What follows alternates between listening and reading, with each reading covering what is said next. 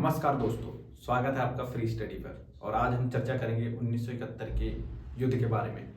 भारत पाकिस्तान का जो युद्ध हुआ था 1971 की, उसके बारे में चर्चा करेंगे और चर्चा करेंगे कि बांग्लादेश का निर्माण कैसे हुआ। इसका एक तरीके से बैकग्राउंड को जानने की कोशिश करेंगे और सरल शब्दों में समझाने की कोशिश करूंगा कि कैसे वॉर की पृष्ठभूमि रही और कैसे करके ये वॉर को अंजाम दिया गया, कैसे बांग्लादेश 16 दिसंबर 1971 में बना, उसके बारे में आज हम चर्चा करेंगे। तो सबसे पहले हम दोस्तों यहाँ पर जो सबसे मेन चीज सीखने की वो ये है कि हमें सबसे पहले 1971 में चलना पड़ेगा और देखेंगे कि बैकग्राउंड 1971 से कैसे बनना शुरू हुआ बांग्लादेश का। ठीक है, तो आप ये चीज मान के चलो, उस टाइम भारत एक ही था, संयुक्त भारत। अभी पाकिस्तान की बात नहीं हो रही। मगर भारत की किस्मत इतनी अच्छी है कि इसके अंदर जितने भी लीडर रहे हैं वो एक तरीके से उनकी विचारधाराएं बहुत मॉडर्न किस्म की थी, बहुत आधुनिक। अब इन्हें सबको पता था कि धर्म के आधार पर आने वाले समय में देश नहीं चल सकते। देश को चलाने के लिए और भी बहुत सारी चीज़ें जरूरी होती है, उस चीज़ पे इनको फोकस करना चाहिए। आज़ादी के सारे कंसेप्ट एक तरीके से समझ सकते हो आप। स्वतंत्रता सेनानी जितने भी थे भारत के, वो ज़्यादातर इस चीज़ को मानते थे। मगर वहीं पर ही एक जैसे हिंदू और मुस्लिम का ये जो कंसेप्ट आया, बांटो और राज करो, ये किसने किया? ये अंग्रेजों ने दिया। कैसे दिया? जब अंग्रेज यहाँ पर राज करने लगे। ये आप इसको समझ सकते हो 1857 की लड़ाई से। 1857 आपको सबको पता है कि 1857 का जो लड़ाई थी, युद्ध थी अंग्रेजों के साथ, वो बहुत ही बड़े लेवल पर हुई थी। और इससे क्या था, अंग्रेज को बहुत जान माल की हानि हुई थी, उनका नुकसान भी बहुत हुआ, आर्थिक रूप से भी इनको बहुत नुकसान हुआ। और सबसे पहले सत्ता इसमें जो थी अंग्रेजों के हाथ से छीन के वो ब्रिटेन की महारानी के पास चली गई। पहले जो इस टाइम पे 1857 से पहले जो सत्ता थी वो थी कंपनी के पास, ईस्ट इंडिया कंपनी का। मगर इसके बाद सीधा 1858 के अंदर ये सत्ता आ गई किसके पास? ब्रिटेन की महारानी के पास। ब्रिटेन की महारानी के पास आई तो उन्होंने सीधा ये बोला, जो ये मुस्लिम कौम है ये एक तरीके से धोखा देने वाली है, क्योंकि 1857 की जितने भी लड़ाई का ये जो मेन मानते हैं जड़ अंग्रेज, वो मुस्लिम को मानते हैं, क्योंकि रूलर भी उस टाइम मुस्लिम थे। अब इन्होंने ये किया कि इसके बाद इन्होंने जितनी भी नीतियां बनाई उसमें यही बनाया कि मुस्लिम अलग है और हिंदू उसमें अलग है। यहाँ से आप देखना शुरू करेंगे कि हिंदू और मुस्लिम को थोड़ा थोड़ा थोड़ा बांटना शुरू करते हैं। और एक सबसे मोटे तौर पर जो बांटा जाता है वो फिर 1905 के अंदर, जब जिसे हम बंग बंग के नाम से पढ़ते हैं, जब बंगाल का विभाजन हुआ। और 1905 के अंदर जड़ें छिपी हुई है 1947 की, 1947 के अंदर जड़ छिपी हुई है 1971 की। सारा कुछ इससे कनेक्टेड होकर चलेगा। हम मोटा मोटा 1905 से लेके चलते हैं। 1905 में क्या गया, जो लॉर्ड कर्जन था उसने बंगाल का विभाजन कर दिया। और उस टाइम में बंगाल बंगाली नहीं था। बंगाल के अंदर आप बिहार का हिस्सा भी ले लो, झारखंड का हिस्सा भी ले लो, और इस टाइम पे पूरा बांग्लादेश ले लो, और पूरा हमारा जो बंगाल है वो पूरा का पूरा ले लो। इतना बड़ा हिस्सा था। अब इन्होंने कहा अंग्रेजों ने कि हमें यहाँ से जितना भी धन की जो इकट्ठा करना होता है, कर वसूलने होते हैं, लैंड रेवेन्यू, वो हम अकेले नहीं कर पाते। प्रशासन हम देश इस जो राज्य का है, मतलब एक पर्टिकुलर इस प्रांत का, हम संभालने में सक्षम नहीं है। इसलिए हम इसको क्या कर रहे हैं, हम इसको बांट रहे हैं। और इन्होंने जो 1905 में इसको बांटा, वो बांटा क्या, उसे जो बांटने का आधार था, क्योंकि इससे पहले ये जनगणना कर रहे थे कि कितने कितने जाति के लोग रहते हैं, हिंदू मुस्लिम कितने कितने हैं, इन्हें अच्छे से पता था। जनगणना का आधार जो इन्होंने बनाया। अब बंगाल को बांटने की बात हो रही है, वहां इन्होंने एक हिस्सा जो बांटा पूर्व साइड का, जो अभी फिलहाल में बांग्लादेश बना है, वो जो 71 में बनेगा, ठीक है। और जो पश्चिम का एरिया काटा, जिसे हम पश्चिम बंगाल अपना कहते ही हैं, ये जो एरिया था ये हिंदू, ठीक है। ये एरिया था, ये था मुस्लिम। अब इन्होंने इस तरीके से काटे। कुछ करोड़ की जनसंख्या, जैसे 1.5 या 2 करोड़ के आसपास की मुस्लिम थी, वहां छोड़ी, और यहाँ पर हिंदू को छोड़ दिया अल्पसंख्यक। पश्चिमी जो बंगाल था, जो आज का बंगाल है, उसके अंदर भी क्या क्या कुछ जो मुस्लिम थे 60 या 70 लाख के आसपास के, उनको अल्पसंख्यक छोड़ के यहाँ पर हिंदू को बहुल कर दिया। और इसको लाके 1911 के अंदर फिर से बंगाल को जोड़ के एक सिंपल कर दिया। और इस टाइम में जो राजधानी थी 1911 में, वो दिल्ली में शिफ्ट कर दी। उससे पहले कलकत्ता में ही हुआ करती थी। अब इस जगह में क्या हुआ, हिंदू मुस्लिम के बीच वो है। अब दोनों राष्ट्रों को पहले तो 1905 तक तो सब एक है, मगर जब 1911 के अंदर इसको लाया गया वापसी, तब इन्हें पता चला कि हाँ, यहाँ पर 2 एथनिसिटी बन गई है। इकबाल ने ही सबसे पहले सिफारिश की कि हाँ, मुस्लिमों को एक अलग से प्रतिनिधित्व दो, इनको ये दो। और उसी के तौर पे 1908 या 9 के आसपास में, नहीं 1906 में जो निर्माण हुआ वो था मुस्लिम लीग का, मुस्लिम लीग। और उससे पहले 1885 के अंदर कांग्रेस बन चुकी थी, ठीक है, कांग्रेस का निर्माण हो चुका था। अब कांग्रेस के निर्माण के अंदर से ही मुस्लिम लीग बनी, और इसके नेता भी मोहम्मद अली जिन्ना बाद में बनेंगे। तो मुस्लिम लीग ने क्या कहा कि जो 1885 में कांग्रेस बनी है ये तो हिंदुओं की पार्टी है, और मुस्लिम लीग ने कहा कि 1900 जब ये बनी तो इसने कहा कि ये मुस्लिम की पार्टी है, ये सारा मुस्लिमों का ध्यान रखेगी। इन्होंने बताया कि मुस्लिम पिछड़े हुए हैं, इनके पास शिक्षा नहीं है, इस वजह से ये हर एक जितने भी आर्थिक क्रियाकलाप हैं, कुछ भी राजनीतिक क्रियाकलाप है उसमें ये पिछड़ते जा रहे हैं। अब ऐसे करते करते आधार बनाते हुए चले गए। अब क्या हुआ, इनको सेपरेट इलेक्टोरेट भी दे दिया गया बाद में 1911 के आसपास में कि आप अलग से आप चाहो तो आप मुस्लिम हो तो मुस्लिम को ही वोट दोगे, आप हिंदू को वोट नहीं दे सकते। इस तरीके से व्यवस्था करते हुए गए। फिर बैकग्राउंड आ गया 1900, आप मान के चलो कि असहयोग आंदोलन में हिंदू और मुस्लिम एक तरीके से साथ साथ मिलते हैं। 1921 के आसपास, 22 के आसपास, 1920 से 22 में जो चला उसमें हिंदू मुस्लिम दोनों साथ में हैं। और इसका जो खटास, जो हम मोटा मोटा मेन अगर मैं बोलूँ आपको, तो वो 1941 के आसपास आपको देखने को मिलेगा, जब जिन्ना लाहौर में डिक्लेरेशन करता है 1941 में कि हमें एक अलग पाकिस्तान राज्य चाहिए। और इसकी भी बैकग्राउंड कैसे करते हैं, 1935 के अंदर एक इलेक्शन कंडक्ट किया जाता है, ठीक है। इसके अंदर क्या था कि ब्रिटिश भारत में जो थी, ब्रिटिश भारत यानी कि जो अंग्रेजों का भारत था। अब यहाँ पर भारत में भी कंफ्यूजन होती है किसी को, मैं बताता हूँ आपको कैसे होता है।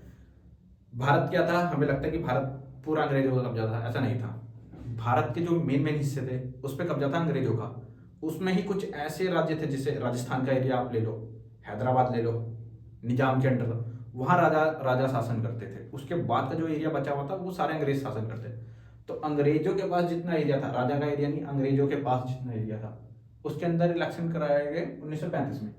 अब इसके अंदर क्या थी, इसमें सारे राज्यों में ज्यादातर वो जीत गई अपना कांग्रेस, और दो राज्यों में सरकार जो बनी थी वो बनी थी मुस्लिम की। एक तो बंगाल में बनी थी और एक पंजाब में बनी थी। पंजाब में भी गठबंधन की सरकार करके बनाई थी इन्होंने।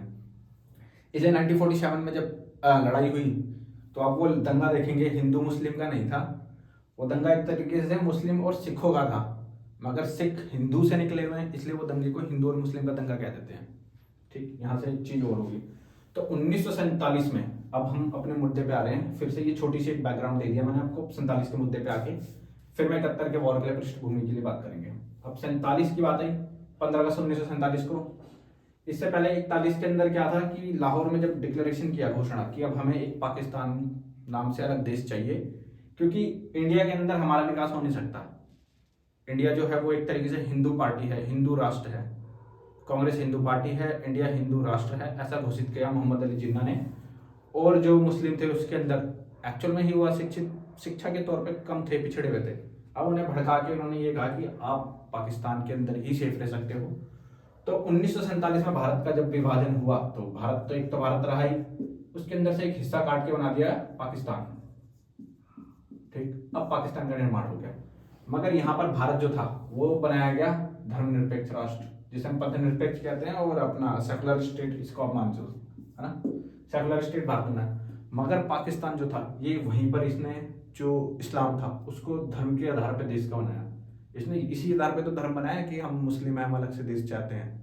ठीक है, अब धर्म के हिसाब से देश बनाया तो इनके पास समस्या थी एक राष्ट्रीय लैंग्वेज चुनो।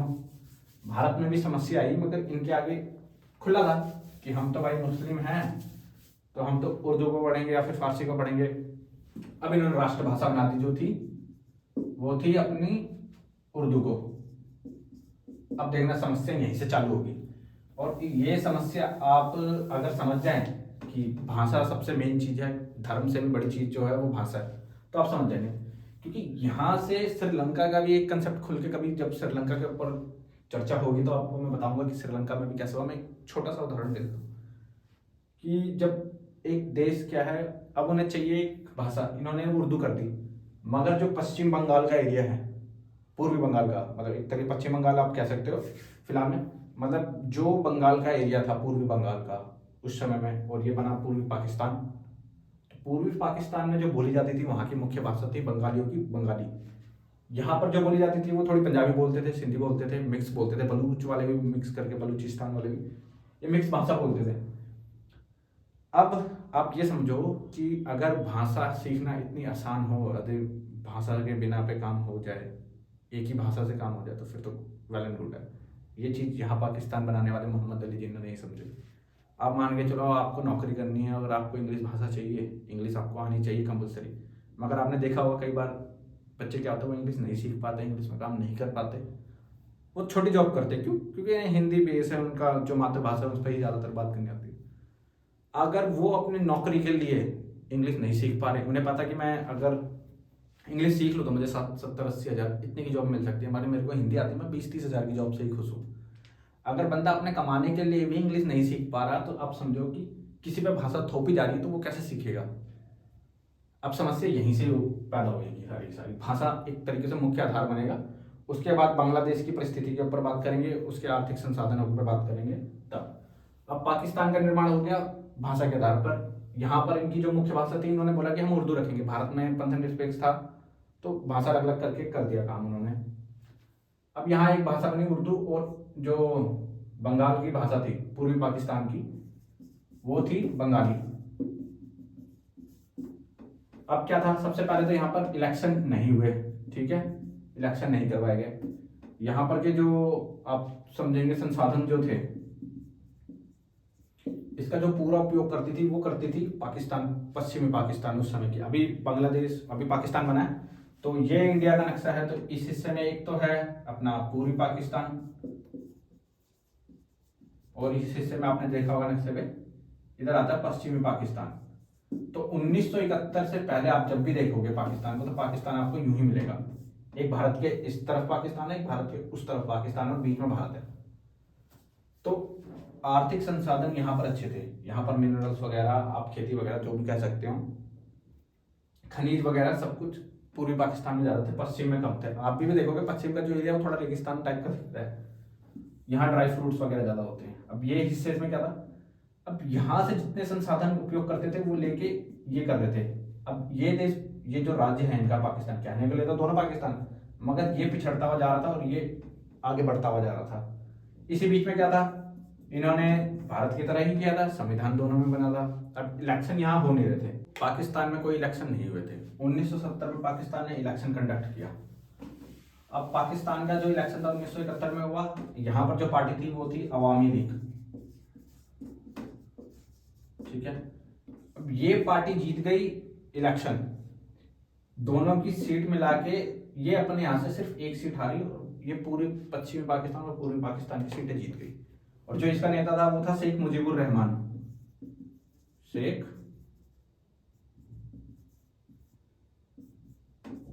रहमान, शेख मुजीबुर रहमान। अब 70 का इलेक्शन जीतने के बाद शेख मुजीबुर रहमान तो इलेक्शन जीत गए। अब इन्होंने बोला कि हमें तो यहाँ पर सरकार बनानी है। तो इन्होंने बोला कि आप सरकार बाद में बनाना, आप एक बार पहले पश्चिम पाकिस्तान में आओ, हम आपसे बात करेंगे। और जब शेख मुजीबुर रहमान पाकिस्तान गए तो इसको यहाँ पर बंदी बना के रख लिया। इनका मुख्य मुद्दा यही था कि हमें जो संसाधनों में भेदभाव किया जा रहा है उसको हटाया जाए, जो हम पे उर्दू भाषा थोपी जा रही है उसको हटाई जाए। यदि पूर्वी पाकिस्तान पश्चिमी पाकिस्तान एक है तो ये जो भेदभाव हो रहा है इसको हटाया जाए, इसको हटाया जाए, ये इनकी मुख्य मांगे थी। अब मुजीबुर रहमान को यहाँ पर बंदी बना के रख लिया, यहाँ पर जनता ने कर दिया विद्रोह। इसके बाद ही फिर अब बैकग्राउंड हम शुरू करेंगे 1971 की लड़ाई की। तो यहाँ पर आप मोटा मोटा समझ सकते हैं कि क्या हुआ। मैं इसे मोटा मोटा ही समझाता हुआ चल रहा हूँ आपको, ताकि बर्डन ना आए और आपको समझ में आ जाए कि क्या है। अब 1971 का बैकग्राउंड लेके चलो, ठीक है। 70 में इलेक्शन हुआ, इलेक्शन हार गई।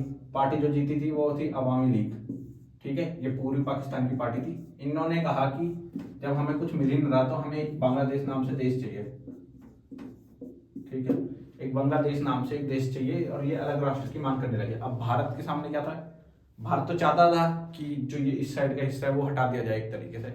इंदिरा गांधी मौका देख रही थी और मौका तो उसको यहीं मिलेगा।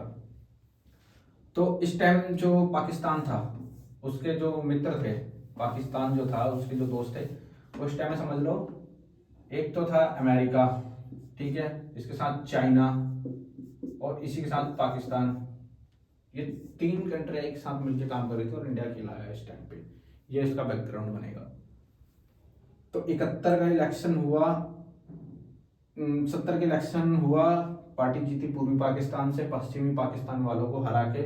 अब ये कहा, जो पश्चिमी पाकिस्तान वाले थे वो ये मानते थे कि पूर्वी पाकिस्तान में जितने भी रहते हैं वो एक तरीके से ना समझ पागल है, ठीक है, उनके अंदर दिमाग नहीं है, उनके बस की कुछ नहीं है, वो शासन नहीं कर सकते। हम सुपीरियर है वो इन्फीरियर है, यानी कि हम एक तरीके से ऊंचे वो नीचे हमारे तरीके से, और हम नहीं चाहते कि वो हम पे राज करे। इन्होंने इसको यहाँ पर जनरल याहिया खान ने शेख मुजीबुर रहमान को बुलाकर वहाँ पर बंदी बना दिया। अब बंदी बनाने के बाद क्या हुआ कि यहाँ पर जो था बांग्लादेश, अब यहाँ पर की जो जनता थी उन्होंने कर दिया विद्रोह कि नहीं, हमें तो हमारा नेता वापसी चाहिए, और जो ये हो रहा है ये गलत हो रहा है। क्योंकि डेमोक्रेसी के अंदर अगर आप डेमोक्रेसी बोल रहे हो और राइट पे जब वोटिंग राइट्स के अंदर वोट करके ये जीत रहे हैं तो आपको उनकी पार्टी बनाने का हक है। अब इनकी पार्टी नहीं बनाई गई, शेख मुजीबुर रहमान को बंद कर दिया। अब 71 के अंदर ही यहाँ पर जंग छिड़ गई बांग्लादेश के अंदर ही। अब जो धर्म के आधार पर जिन्ना ने जो राष्ट्र बनाए थे पाकिस्तान, पूर्वी पाकिस्तान, पश्चिम पाकिस्तान, अब एक मुस्लिम दूसरे मुस्लिम को ही मार रहा है यहाँ पर। क्यों मार रहा है? वो इसलिए मार रहा है, पश्चिमी पाकिस्तान ने बोला कि आप पूर्वी पाकिस्तान में जाओ और जितने भी विद्रोह कर रहे हैं उनको दबाओ, उनको मारो। तो इसी में बीच में एक ऑपरेशन हुआ, ये सबसे मेन डेट है 25 मार्च 1971। इसको हम बोलते हैं ऑपरेशन सर्च लाइट। ठीक है, ऑपरेशन सर्च लाइट के तहत कई लाखों जो मुस्लिम थे, मुस्लिम हिंदू जो भी आप मान के चलो, मुस्लिम ज्यादातर मारे गए उसके अंदर। एक मुस्लिम ने दूसरे मुस्लिम को मारा अपनी सत्ता के लिए, वो 1971 में देख पाता है। अब जब यहाँ पर दंगा हुआ, यहाँ पर लड़ाइयाँ हुई, तो यहाँ पर जो एक सेना बनाई गई वो अभी बनी नहीं, बनाई जाएगी, वो है मुक्ति वाहिनी। ठीक है, मुक्ति वाहिनी, इसका निर्माण भी होगा इंदिरा गांधी के आने पे। तो 25 मार्च को यहाँ पर ऑपरेशन सर्च लाइट हुआ, मारा। यहाँ इंडिया में सरकार चल रही है इंदिरा गांधी की। अब जो ऑपरेशन सर्च लाइट है इसके तहत बेगुनाह तो मारे जा रहे हैं। अब जितने भी बांग्लादेश से भाग रहे हैं वो असम के हिस्से में जा रहे हैं, वो नागालैंड के हिस्से की तरफ जा रहे हैं, वो पश्चिमी बंगाल के हिस्से में जो भारत का बंगाल है वहां पर आ रहे हैं। इस तरीके से क्या हुआ, इंडिया के अंदर 1 करोड़ के आसपास की आबादी इंडिया में आ गई है इनकी। तो इंदिरा गांधी ने सैम मानेकशॉ साहब से पूछा कि क्या हम युद्ध कर सकते हैं पाकिस्तान से, क्योंकि उनके वहां से रिफ्यूजीज हमारे यहाँ आ रहे हैं, और हमारे यहाँ पर इंदिरा गांधी ने एक तरीके से उन्हें शरण ही दे रखी थी। 1 करोड़ के आसपास के रिफ्यूजीज यहाँ पर थे जो शरणार्थी थे। उनको खाना पीने की व्यवस्था, उनके रहने की व्यवस्था भारत की सरकार कर रही थी। और इसी बीच उन्होंने कहा कि हम एक संगठन बना देते हैं आपकी मुक्ति वाहिनी, उनको हम ट्रेनिंग देंगे ताकि वो जाके पाकिस्तान की जो सेना है उससे लड़ सके। तो मुक्ति वाहिनी एक तरीके से ट्रेनिंग दे रही थी, यहाँ पाकिस्तान कत्लेआम मचा ही रहा था। इसी बीच में क्या हुआ, अपना अगस्त 1971 के अंदर ही सोवियत संघ के साथ भारत की संधि होगी, मैत्री संधि। अब अगस्त 1971 में मैत्री संधि हुई है। यहाँ पर इंदिरा गांधी ने सैम मानेकशॉ से अप्रैल के आसपास में पूछा था कि हम क्या युद्ध कर सकते हैं। तो सैम मानेकशॉ ने कहा था कि अगर यदि आप अभी युद्ध करोगे तो गारंटी है आप युद्ध में हार जाओगे। उसमें बारिश की वजह से वो एरिया गीला होता है जिसमें दलदल में जाके हमारी गाड़ियां, टैंक वगैरह फंस जाएंगे, और ऊपर से मेरी सेना सारे पूरे देश के अंदर फैली हुई, उनको मैं एक जगह पे ला भी नहीं सकता कि युद्ध करने के लिए, और हमें सेना की बहुत आवश्यकता होगी। तो युद्ध को उन्होंने बोला कि हम दिसंबर के आसपास करेंगे, वो सबसे बेस्ट रहेगा।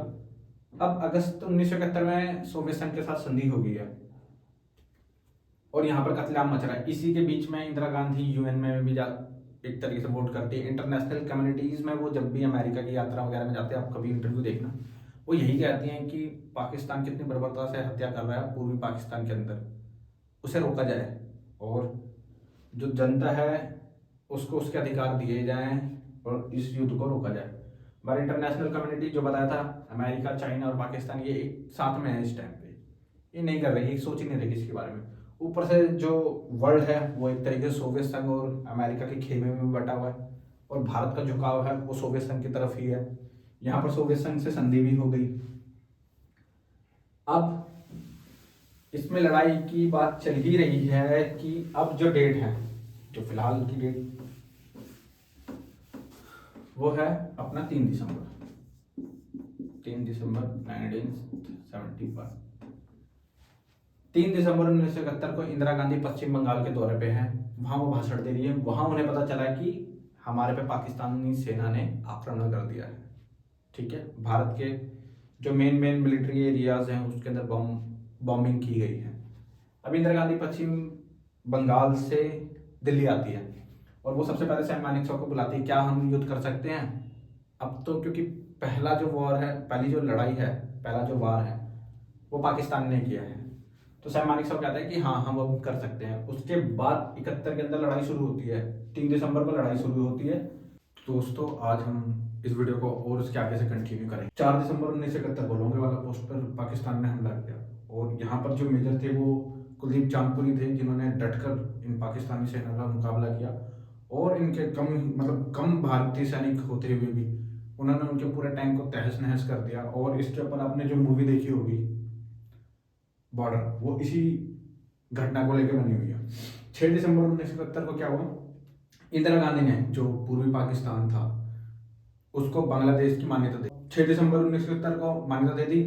उसके बाद 2 मिशन भारत की तरफ से चलाए गए थे, ऑपरेशन ट्राइडेंट और ऑपरेशन पाइथन बोला जाता है इसको। इसके अंदर क्या था, कराची बंदरगाह पे भारत की जो नेवी शिप्स थी वो गई, वहां पर जाकर उन्होंने इतना ब्रूटल हमला किया कि जो कराची का बंदरगाह है वो कई दिनों तक चलता रहा। आप इंटरनेट पे डाल के देखेंगे कि कराची बंदरगाह का 1971 के वॉर पे क्या हाल हुआ था, तो कई दिनों तक वो चलता ही रहा था, इतनी बुरी तरीके से हमला किया था। तो इस टाइम नेवी भी एक्टिव थी, हमारी आर्मी भी एक्टिव थी और हमारी जो एयरफोर्स थी वो भी एक्टिव थी। इस वॉर के अंदर तीनों ही एक्टिव थे। अब इंटरनेशनल कम्युनिटी में अमेरिका, जैसे मैंने बताया था कि अमेरिका इन्हीं का ही सहयोगी हो रखा था उस टाइम पे, तो अमेरिका अब वहां से दबाव बना रहा है कि आप इस युद्ध को जल्द से जल्द खत्म करें, क्योंकि उन्हें पता चल गया था कि पाकिस्तान हार रहा है। आप इस युद्ध को जल्दी से जल्दी खत्म करें, नहीं तो हम परमाणु मिसाइल से आप पे हमला कर देंगे। और यहाँ पर अगस्त में सोवियत संघ के साथ भारत की मैत्री संधि हो गई थी, तो भारत को भी खतरा नहीं था। भारत ने भी सोवियत संघ से मदद मांगी और सोवियत संघ ने भी अपनी जो सबमरीन है वो वहाँ पर भारतीय जो हिंद महासागर का क्षेत्र है वहाँ पर भेजा। और इस तरीके से देखेंगे कि इन दोनों के बीच में एक तरीके से परमाणु जो युद्ध था वो होते होते बचा, क्योंकि कोल्ड वॉर का जो एरा था उसके अंदर आप ज़्यादातर यही देखेंगे कि युद्ध होते होते ही बचा है, युद्ध होने के कगार पर आकर सारी चीज़ें रुक गई हैं। ये वॉर इस तरीके से चलता रहा। अब इसके अंदर अपना 16 दिसंबर को तो ये वॉर एक तरीके से पूरा खत्म ही हो गया था, बट इससे एक दिन पहले क्या हुआ, 14 या 15 तारीख की बात है दिसंबर की। इसके अंदर क्या किया, जो यहाँ पर जो गवर्नर का जो घर था उसके अंदर सारे जो एकदम टॉप जो लेवल के अफसर्स थे उनकी मीटिंग होने वाली थी। उनकी मीटिंग हो ही रही थी कि इंडियन जो आर्मी थी, ठीक है, आर्मी तो थल पे काम कर ही रही थी, एयरफोर्स ने क्या किया, इनका जो गवर्नर का हाउस था उसी पे अटैक करके उसी पूरी बिल्डिंग को तोड़ दिया। अब जब ये ब्रूटल अटैक उन्होंने देखा कि हाँ इंडियन आर्मी इतनी हद तक मारने के लिए तैयार है, तब उन्होंने जाके क्या किया कि हाँ वो घुटने के बल पे आने शुरू हुए, क्योंकि जो पूर्वी पाकिस्तान का एरिया था वो एक तरीके से यहाँ तो था बांग्लादेश, अब चारों तरफ से यहाँ से इन्होंने घेर रखा था। अमेरिका बॉर्डर पे आ ही नहीं पा रहा था, यहाँ पर से सोवियत संघ है, ठीक है। पूर्वी पाकिस्तान, पश्चिमी जो पाकिस्तान का एरिया है उसके अंदर भी जो अपना कश्मीर और पंजाब की साइड का लेंगे वो भी पूरा ले रखा है। और यहाँ से अभी मैंने जो बताया कराची बंदरगाह को पूरा पूरा तबाह कर रखा, तो अब पाकिस्तान वहां से आ नहीं सकते, ये एरिया में इनको पूरा फंसा रखा था इंडियन आर्मी ने। अब यहाँ से इन्होंने इसको लपेट दिया इतनी बुरी तरीके से कि अब इनके पास सरेंडर करने के सिवा कोई उपाय नहीं बचा। तो जो ये 14 या 15 तारीख के आसपास की डेट है इसके अंदर ये अटैक किया गया। फिर 16 दिसंबर को इनका मनोबल इतनी बुरी तरीके से टूट गया कि अब हम क्या करें, कैसे वॉर करें, कर पाएंगे नहीं कर पाएंगे। 16 दिसंबर की जो सुबह सुबह से प्रक्रिया चली वो यही चली कि आप कैसे भी करके आत्मसमर्पण करें। तो फिर जो जनरल इनके थे ए न्याजी, आमिर अब्दुल्ला खान न्याजी, ये पाकिस्तान चीफ थे। इन्होंने पहले कहा था कि हम एक तरीके से इंडिया को हरा देंगे और हम वे होके आएंगे, बट अब यहाँ पर जो इनकी कंडीशन होती है 16 दिसंबर के वॉर के अंदर वो ये होती है कि 93,000 सैनिक के साथ ये आत्मसमर्पण करते हैं। एक तरीके से बहुत बड़ा आत्मसमर्पण है, मेरे हिसाब से इतिहास में कभी भी नहीं हुआ ऐसा कुछ। और ये जो यहाँ पर हुआ सबसे फर्स्ट, इसके अंदर क्या था, इंडिया की पावर इसके अंदर दिखा दी गई। अमेरिका बीच में रुक गया है यूएसएसआर की वजह से, कोई आ नहीं पा रहा। इंदिरा गांधी पे दबाव है कि पहले से ही इस चीज को कर दे ताकि इंटरनेशनल जो प्लेयर्स है वो उतर ना सके मैदान के अंदर। तो 16 दिसंबर के अंदर संधि करवाने का काम शुरू हुआ सुबह से ही, और ये दोपहर के आसपास के अंदर प्रक्रिया पूरी हुई। तो इसके अंदर जो ए के न्याजी थे उसको जगजीत सिंह अरोड़ा यही बोलते हैं कि आप रेस कोर्स में आओ, जो बांग्लादेश के अंदर था रेस कोर्स, वहां पर आओ और आत्मसमर्पण की प्रक्रिया पूरी करो। तो 93,000 कुछ सैनिक को इन्होंने एक तरीके से आत्मसमर्पण करवाया और समर्पण का शर्त यही था कि हम आपके साथ व्यवहार जो है वो अच्छा करेंगे, आपकी फैमिली की सुरक्षा भी करेंगे। इस तरीके के वादे इसके अंदर किए गए थे। अब यह आत्मसमर्पण की प्रक्रिया पूरी हुई और यहाँ पर जो बांग्लादेश, ठीक है, 16 दिसंबर 1971, अब बांग्लादेश का निर्माण इस दिन हो गया। अब 16 दिसंबर 1971 को बांग्लादेश का निर्माण हुआ। 93,000 सैनिक भारत के इसमें आए और कुछ हिस्से जो भारत ने कब्जा किए थे वो भारत के पास आए। अब पाकिस्तान का एक हिस्सा कट के बांग्लादेश बन गया। पाकिस्तान का समझ लो एक तरीके से उसका धड़ी काट दिया हमने। अब ये प्रक्रिया यहाँ से पूरी हुई, ठीक है।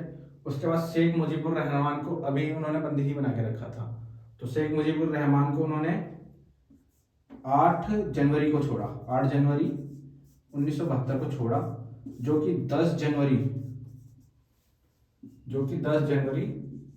1972 को भारत होते होते बांग्लादेश की तरफ गए। इंदिरा गांधी से मिले, क्योंकि इंदिरा गांधी ने ही एक तरीके से खुलकर समर्थन किया था। जो मुक्ति वाहिनी थी उनकी, उस पर भारतीय सैनिक एक तरीके से ट्रेनिंग कर रहे थे, उनको आर्टिलरी दे रहे थे, बम, ठीक है, उन्हें मारने की ट्रेनिंग दे रहे थे। हर एक चीज का जो था वो इंडियन आर्मी ही उन्हें सिखा रही थी। तो दोस्तों ये थी इस वॉर की एक तरीके से संक्षिप्त कहानी, कि इसके अंदर कुछ कुछ पॉइंट ऐसे हैं जो आपको वीडियो में नहीं मिलेंगे कहीं और, वो मैंने इसमें बताने की कोशिश की है। और कोशिश करूंगा किसी और लेक्चर में इससे भी बड़ा इसके अंदर पॉइंट ला के रखा जाए, कि हाँ इसकी और डीप कंसेप्ट के साथ इसको रखा जाए, कि कैसे इस वॉर को अंजाम दिया गया था, कैसे कैसे करके सारी प्रक्रियाएं हुई थी, वो सारी हम इस पर बात करेंगे। तो इससे अब क्या हुआ, इसका आफ्टर इफेक्ट यही हुआ कि 1971 के वॉर के बाद जो एशिया की पावर थी वो एक तरीके से अब अमेरिका को लगा कि हाँ ये पावर जो एशिया की साइड की पावर है वो इंडिया में आके केंद्रित हो गई, क्योंकि इससे पहले के सारे वॉर एक तरीके से इंडिया हार ही रहा था। 65 का वॉर डामाडोल था, 62 का युद्ध तो पूरी तरीके से हार ही गया था। 65 का वॉर ये कुछ पता नहीं चला हारा या जीता, इस तरीके से हो गया, क्योंकि जिस हिसाब से दोनों साइड के हिस्से हुए वो। 71 का वॉर इंडिया जीता, मगर कहते हैं कि इसके बाद का जो मैं बता रहा हूँ आपको, कहते हैं कि इंडिया चाहता तो कश्मीर ले सकता था, मगर जो शिमला समझौता हुआ जून के आसपास में, उसके अंदर क्या था, 93,000 सैनिकों को बिना किसी शर्त के छोड़ने का वादा कर दिया गया, और जो लैंड जो भारत ने कब्जा किया था उसको भी छोड़ दिया गया। खैर उसकी और कहानी है, वो हम किसी और पे चर्चा करेंगे। तो आज की वीडियो के लिए इतना ही था कि 1971 के वॉर की जो मेन मेन चीज़ें थी वो मैंने यहाँ पर बता दी है आपको। आशा करता हूँ आपको ये वीडियो पसंद आई होगी। धन्यवाद।